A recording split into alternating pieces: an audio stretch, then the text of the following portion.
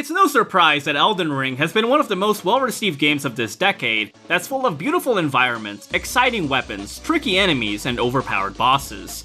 It's also no surprise that Son Goku is one of the most well-recognized and powerful anime characters out there, has been through his fair share of battles. But what were to happen if Goku found himself teleported to the world of Elden Ring?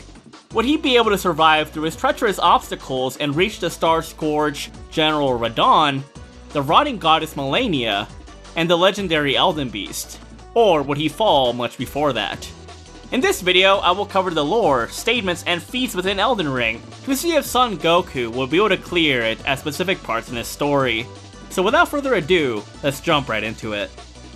In terms of attack potency and durability, characters like General Radahn are stated as being able to control the constellations.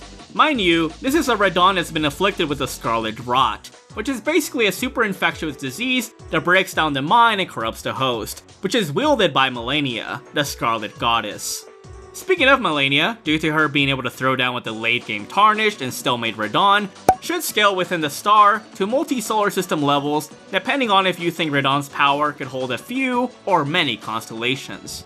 In terms of speed, even inferior dragon bosses can catch and use lightning mid-battle, and Radahn can come crashing down as a meteorite, making Malenia and Radahn at least massively hypersonic, but likely much higher due to them being considered the cream of the crop amongst the demigods. In which case, any Goku prior to the Buu saga would have tons of trouble in terms of attack potency and durability with these two, since he doesn't reach multi-solar system levels and higher until then. However, he would certainly have a field day in terms of speed, as even Kid Goku was well above the speed of lightning, and he was easily many times faster than light by the time the Saiyan saga came around. So even if earlier forms of Goku are facing her, they could still contend against her if they fight from afar. But I don't think any Goku prior to the Buu saga would be able to kill her. I think that normally Malenia would get blitzed unless you want to argue that her transformed state makes her relative or superior to other bosses like Maliketh or Placidusax who exist in a space outside of time. If she does scale to those two, Malenia poses an insane predicament if she is able to blitz and inflict the Scarlet Rot on Goku. Because within the game and the lore, the only things that can cure or resist the Scarlet Rot are boluses and incantations, which Goku would of course not know or use unless you think that he'd actually take the time to learn such things on his journey.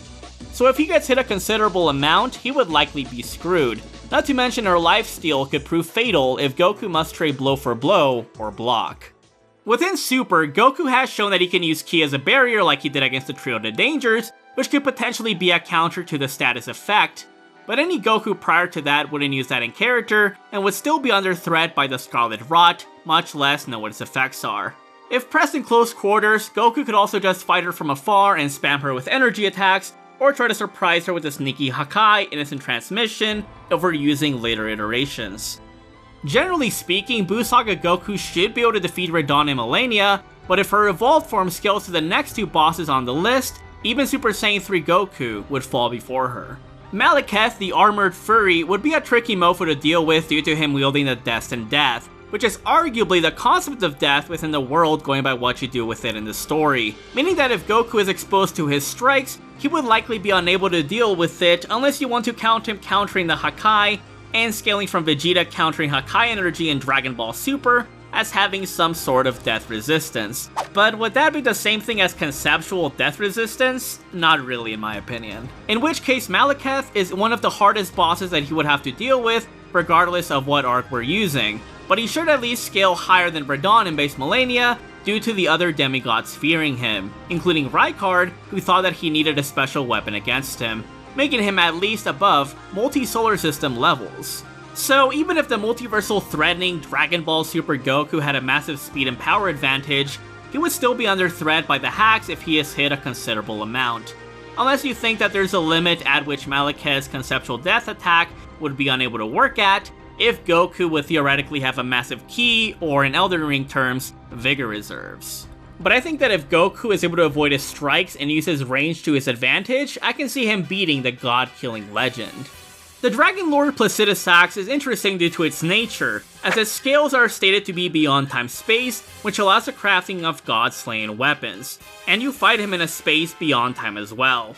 This means that Placidusax easily has inaccessible to immeasurable speeds depending on how you interpret the statement, meaning that it can move in a space outside of time, or when time itself is 0.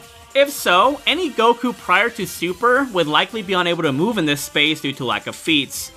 Although Goku does reach insane speeds in Z, especially in the Buu saga where he scales from Majin Buu, who could erase galaxies in a few years, and due to him massively upscaling from his Afterlife saga self when in base, he, alongside Pikkon, crossed beyond universal distances, arguably an infinite distance. Even so, Goku having infinite speed would not allow him to keep up with Placidusax due to infinite speed actually including time in the speed formula. So even if Buu Saga Goku could theoretically one-shot Placidusax due to his multi-galactic scaling, he would be bombarded by the dragon's attacks without being able to do anything about it.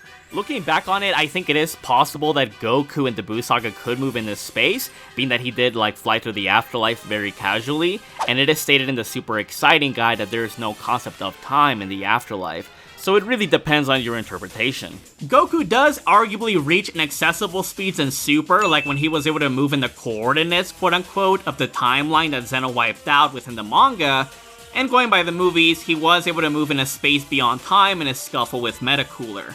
It really depends on what iteration of Goku you want to go with, but OG Dragon Ball and Dragon Ball Z anime Goku definitely get clapped up by Placidusax off of speed alone. And by extension, Maliketh and Transform Malenia also can, depending on how you compare them to the Dragon Lord and his speed. But at least, I do think that Placidusax should be beatable if we're using Dragon Ball Super Goku. Additionally, although Godfrey is super strong and much superior to base Malenia and Radahn, he would also get curb stomped by Dragon Ball Super Goku. To reach Radahn in the Elden Beast, Goku would have to get the Rune of Death by killing Maliketh, which essentially restored the fundamental concept of death back into the world. The winged cosmic sauropod known as the Elden Beast, the embodiment of the Elden Ring itself, is literally called the living incarnation of the concept of order, and is also seen making a dimension with a vast multitude of star systems in the background, easily making this deity multi-solar system levels at the bare minimum, arguably much higher. This creature can spew out deadly flames, holy light, and is immune to all effects in the game like bleed, poison, scarlet rot, and death blight due to its transcendental qualities.